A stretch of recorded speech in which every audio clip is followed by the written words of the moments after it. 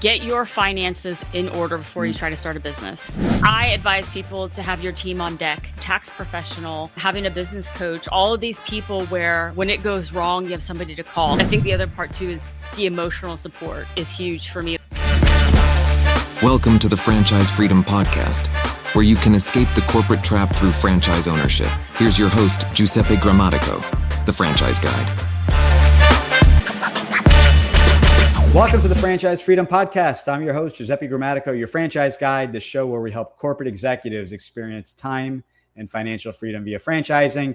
We are continuing our conversation with Lacey Langford as it's part two of the series, as Lacey has helped people in active duty, as well as transitioning out of the military, our veterans, with both their finances and business ownership. Switching gears, and I wish we had hit the record button sooner since we were talking about it, but talk to us, when I had you on the show, we'll say 3 years ago, talk to us about the rebranding to MILMO from the Military Money Expert.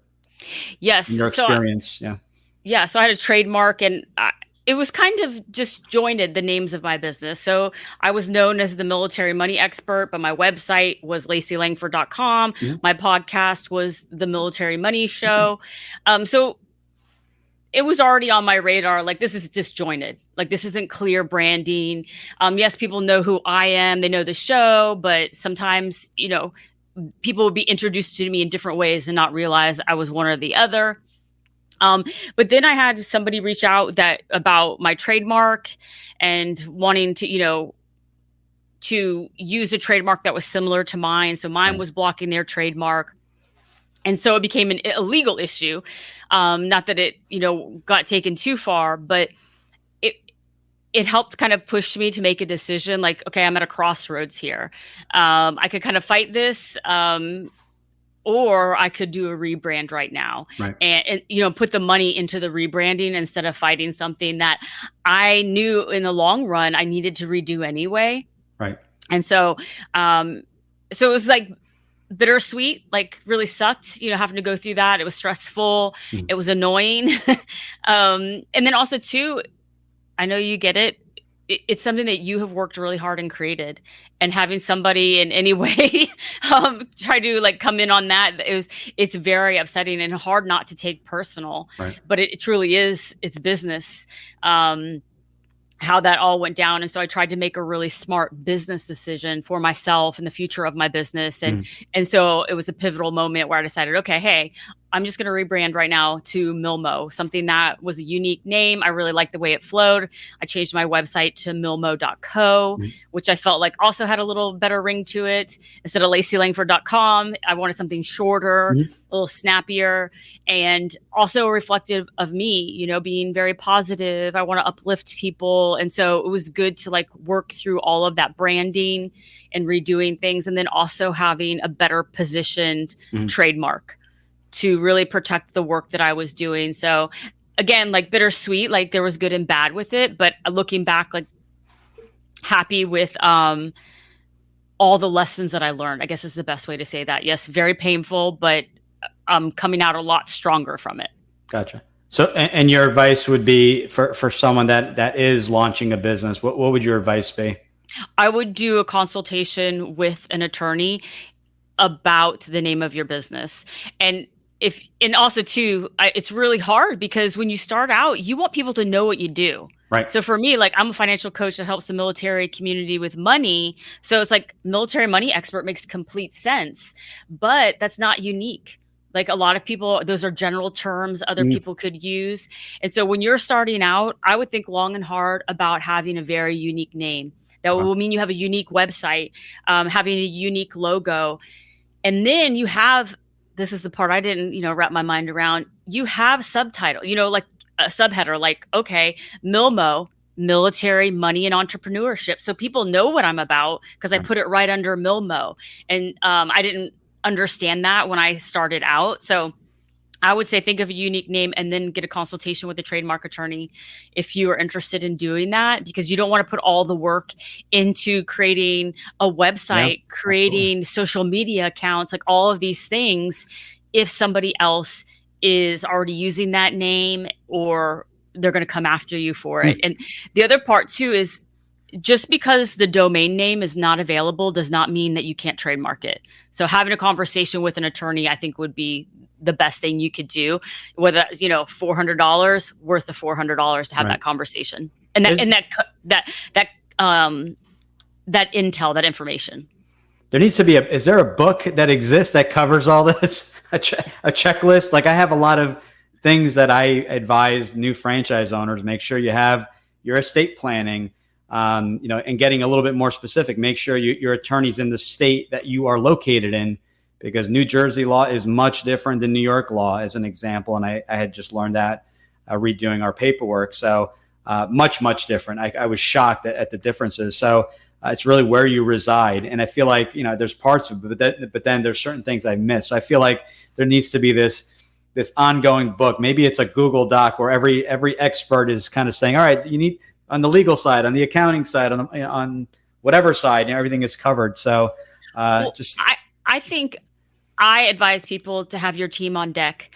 And that is a really great a business attorney, which is different than a trademark attorney. Right. Understanding the difference between a practicing attorney and a litigating attorney. Also having, a tax professional, having a business coach, all of these people where when it goes wrong, you have somebody to call. Because if not, when it goes wrong, you have to come to a full stop and find the right people to handle that situation when you're not in a really good mental state. You're highly stressed, you're very emotional. And so it's hard to make a really smart business decision when you're keyed up and panicked. And, and most of the time I found that it's going to be expensive too. Yeah. And so you're panicked about the money, like all of these things. So taking the time and talking with other entrepreneurs, I think, is really helpful to say, like, hey, who are you using? What are you doing? And starting to form your team right now instead of when you're in crisis, because that's not the way you want to do it. Right. You're right. You're not thinking clearly. You're rushing. You're forgetting things. I totally agree. Actually, I come from the investment world. So first person, when I was putting together the team, I knew issues. There was no communication with professionals. So I wasn't looking for the best financial advisor, the best accountant. I wanted to look for someone that I enjoyed working with, but also that they had connections. So for example, my financial advisor I go, who is your accountant? She told me who the accountant was, and they're personal friends. And the accountant's friend, I said, can you refer an attorney? They referred an attorney, and they actually speak, whether it's a conference call or they go out to dinner once a month or once a quarter. I forget the frequency, but it was so difficult to have an attorney, my attorney, speak with my accountant in the past. So it was just a pleasure, because sometimes, well, this is better for on the accounting side and it could save you in taxes, but this will give you more legal protection. So it's nice to have the team, talk it out. And a great book that covers a lot of this is by Dan Sullivan, Who Not How. Not how to do it. Who are the professionals that can help me, with my finances? Hint, Lacey. Who can help me with my accounting, my legal, my trademarks, and things like that. And not going online and trying to figure it out yourself. You'll save so much time and so much aggravation. So I think that's a great point. One question I had: so with the services and coaching that you offer, what about if you had mentioned, financial reviews and things like that? But when it comes to funding, are there special programs? So if you need a loan to start a business, a franchise, a startup, whatever it is, are there special programs that you know about or have access to for veterans that are looking for to own a business? Yes, there are a ton. I wouldn't even try to list them all. The VA has a lot of them. The Small Business Administration sure has a lot more. There's a lot of nonprofits that often help in the entrepreneurship space, especially Bunker Labs is a really well-known one. DAV or DAV, they have Patriots Boot Camp. They help you get started, and then maybe a little bit of funding through some of their funders. And then also too, getting under government contracts. So that's a really great way to get funding. I did a whole show. I interviewed a woman about how she uses government contracts. So whether that's, she does a lot of consulting. And so getting contracts with the government to provide those consulting services a great way that funds her business. So there are a lot of them. But I found a lot of, service members and veterans bootstrap, not wanting to take on debt. Good point. Right. You don't have to take on debt. Correct. Exactly. Right, I'm glad you mentioned that. Right. There are a lot of grants though, and, pitch competitions within the military community. Again, there's been one through Bunker Labs in partnership with some other nonprofits where you do a pitch about your business and can get funding that way. There's some bigger ones and smaller ones. So I always tell people, like, just do the research, and some of those I can send you some links, but all those organizations, you can kind of get down on a rabbit hole, but you should take the chance, like doing a pitch competition. Like, what do you care what anybody thinks about your business? Right. Like, if they're going to give you money, like, so what? Do you have to get up in front of people and say it? I think that's actually one of the really great strengths of the military community is, like, we're not worried about what other people are thinking. Right. We're business focused. So putting yourself out there and try to avoid going into debt, but knowing that there are resources if you have a plan for how you're going to pay that back. Just like you wouldn't run up your credit card without a plan of, like, how you're going to pay that off. Without a plan, you'll never pay it off. With those interest rates, it's going to be a never ending payment plan. So yes. So I think it just really depends on the business that you want to start. I know you know more about getting funding for franchises, but just other businesses in general, like, it's out there. And NAV is another one that has a lot of recommendations on grants and funding. So. Yeah, if you have any links, I'd love to, if you wouldn't mind, maybe your top 2 or 3, would love to include those in the show notes for the listeners listening in. I know it's long websites and addresses, so we'll throw that all into the blog. What, I guess, kind of, wrapping up and be respectful of your time. I know we wanted to keep this around 30 minutes or so. What other things did we not discuss, or advice you have for people coming out of the military, things to consider, maybe things to prepare for, while serving? I would say, first of all, get your finances in order before you try to start a business.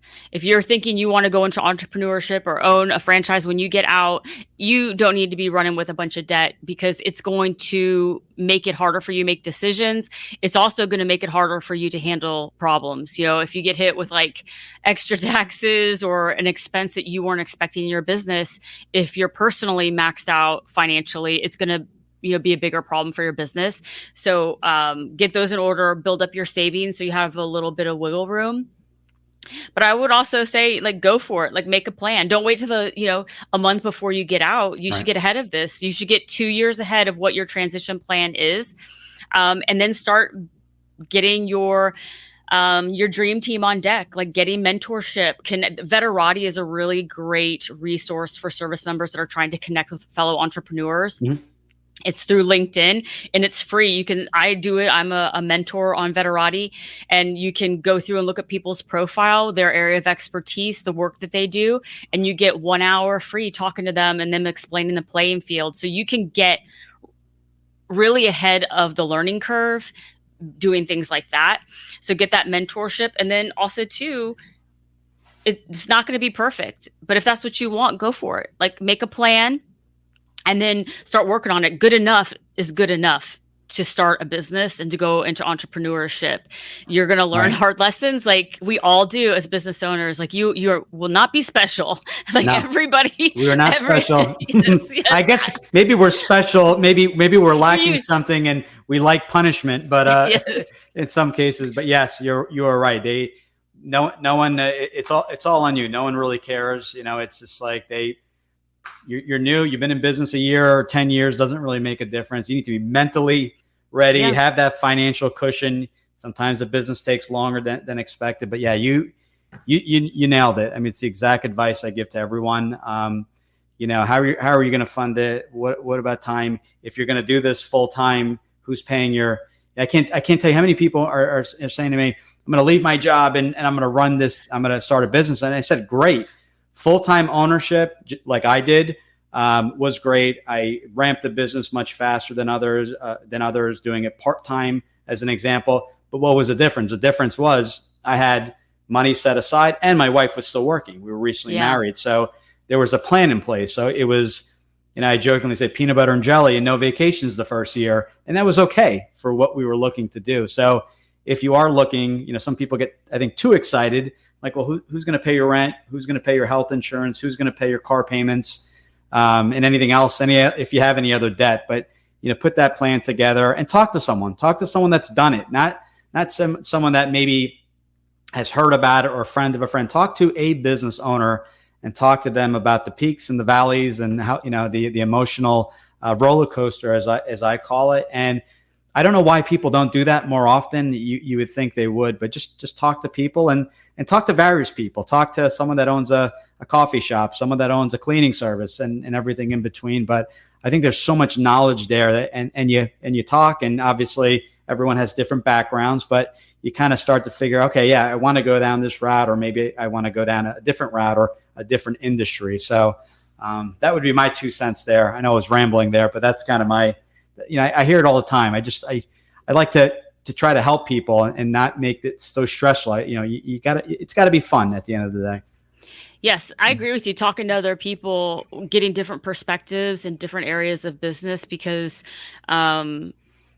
the way they do business, like you said, like a dry cleaner, totally different from what I do, but right. Still lessons that are applicable to what I'm doing, just maybe in a different way, or something that might inspire me to try in my business. But I think the other part too is the emotional support is huge for me. Like, I didn't get that in the beginning, is, when you start a business, it's your imaginary friend. Only you truly see it and believe it. Even if you get a franchise, like, your friends are going to be like, oh yeah, right. Like, you're going to do a franchise, so you are trying to make the imaginary real to other people. Right. And you will often think you are crazy because, again, like, you're trying to, like, hey, I'm putting money into my imaginary friend. Right. Like, hey, right. I have to work all night long for my imaginary friend. And so that's really hard when, you're trying to talk to somebody that hasn't been through what you're going through. But I have found, like, just so inspired and relieved when something, stressful in business, or I'm like getting run down, to be able to talk to another entrepreneur, because they're like, oh, totally get it. Like, I've been there, and they're like, hey, get up. Like, it's hard for all of us, but, like, you're just in a rut right now. Get up. But look at, like, 10, a couple of years out, and look what it can be. And you're right. You need to talk. You need that emotional, that support system, like that group after hours, where we're all kind of talking about, all right, I got into a business. We're all nuts here. Why do we get into it? And there's so many things that it's like, you stick it out.